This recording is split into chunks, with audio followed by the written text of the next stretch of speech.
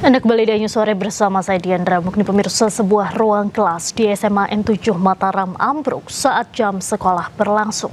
Tidak ada korban jiwa dalam insiden ini karena sebagian besar siswa sedang melaksanakan sholat zuhur berjamaah. Astagfirullahaladzim, Jo, ngapain kamu langsing Jo? Allah Akbar. Ruang kelas di SMA N7 Mataram ambruk. Sejumlah siswa bahkan sempat tertimpa reruntuhan bangunan sekolah.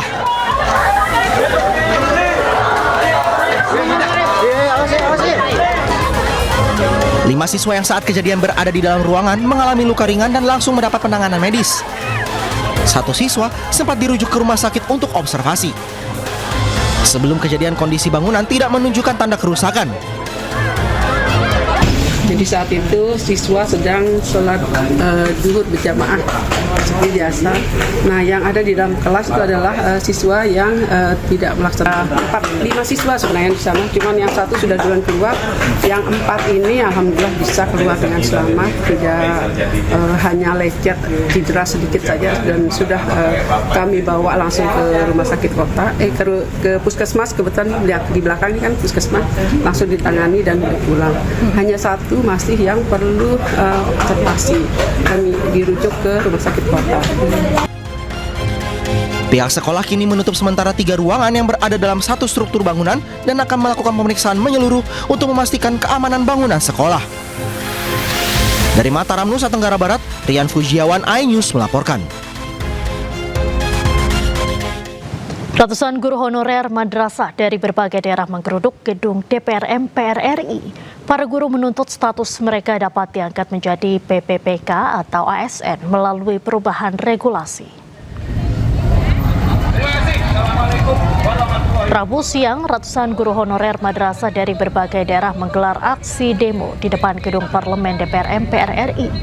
Mereka menuntut pemerintah dan DPR mengakomodasi pengangkatan guru swasta menjadi PPPK atau ASN melalui revisi Undang-Undang Guru dan Dosen serta Undang-Undang Aparatur Sipil Negara ASN.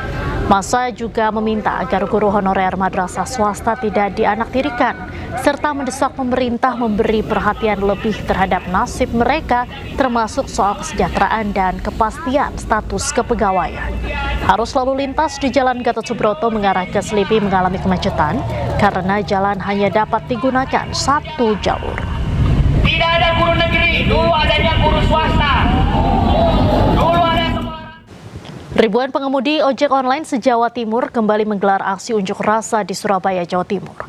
Massa menuntut agar Undang-Undang Transportasi Online segera diterbitkan.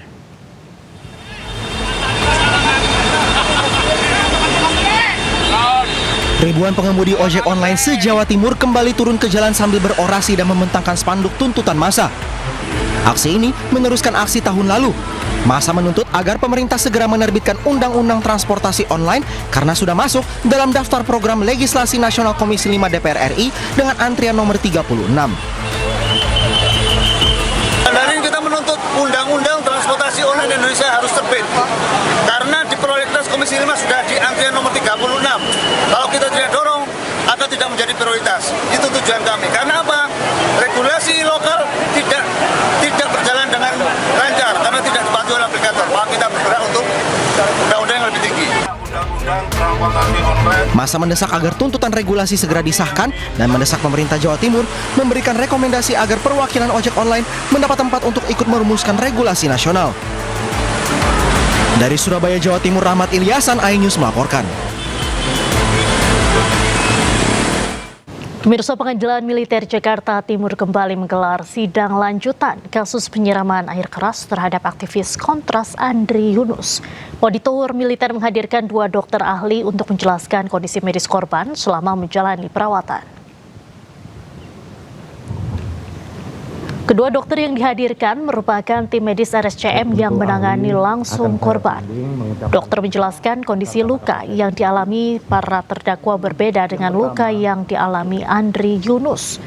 Luka pada terdakwa seperti luka bekas trauma atau skar yang sudah menyembuh dan bersifat tidak dalam. Sementara luka pada Andri Yunus terdapat di bagian wajah kanan dan memerlukan tindakan pembersihan serta cangkok kulit. Selain itu, bagian mata kanan korban mengalami trauma kimia. Dokter juga menjelaskan kondisi korban masih rentan terhadap risiko infeksi dan paparan cahaya sehingga disarankan tetap menjalani perawatan dan belum dapat dihadirkan ke persidangan. Majelis Hakim menjadwalkan sidang lanjutan pada 2 Juni mendatang dengan agenda pemeriksaan ahli dari pihak penasihat hukum terdakwa.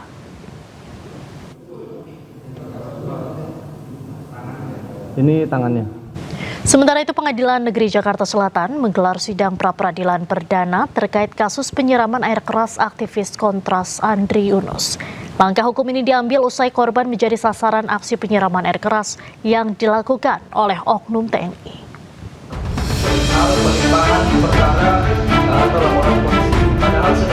Sidang pra-peradilan perdana menjadi momentum krusial bagi tim kuasa hukum Andri Yunus untuk menentukan sah atau tidaknya penghentian penyidikan. Pihaknya mengaku tidak pernah mendapatkan informasi resmi apapun terkait adanya penghentian penyidikan maupun pelimpahan kasus tersebut kepada Puspom TNI. Kuasa hukum menilai proses yang dijalankan secara diam-diam ini kian memperkuat dugaan adanya upaya melemahkan penegakan hukum bagi korban. Di hadapan majelis hakim, kuasa hukum secara tegas menuntut agar hakim membatalkan penghentian penyidikan yang dinilai sepihak serta meminta kepastian hukum dibuka kembali secara transparan. Sebagaimana teman-teman ketahui, kepolisian itu sebenarnya sudah melaksanakan serangkaian penegakan hukum atau penyidikan, yaitu di tanggal 13 ya Bang ya, 13. Dimulai tanggal 13, dan itu ada laporan model A. Nah, laporan model A itu sudah ditangani oleh pihak kepolisian, dalam hal ini Polres Metro Jakarta Pusat, yang kemudian dilimpahkan ke Kepolisian Jakarta Metropolitan Jakarta Raya atau Polda. Nah, itulah yang hari ini kami menjadikan objek pengajuan pra-peradilan. Karena sejauh yang kami lihat dan teman-teman dari tim advokasi untuk demokrasi saksikan bahwa kepolisian dari Polda Metro dalam hal ini penyidik sudah melakukan serangkaian penegakan hukum dan sudah memperoleh alat bukti yang menurut kami sudah jelas dan terang mengarah kepada para pelaku. Melalui sidang pra-peradilan ini, majelis hakim diharapkan dapat melihat secara objektif adanya ketidakterbukaan dalam proses penyidikan, sehingga status hukum korban dapat diputuskan secara adil dan terang benderang. Dari Jakarta, Selena Yahya, Rama Romadona, Yudi Richard, iNews melaporkan. Presiden Prabowo menyampaikan langsung kerangka ekonomi dan kebijakan fiskal era APBN tahun 2027. Informasi selengkapnya kami hadirkan usai jeda, tetaplah di iNews Sore.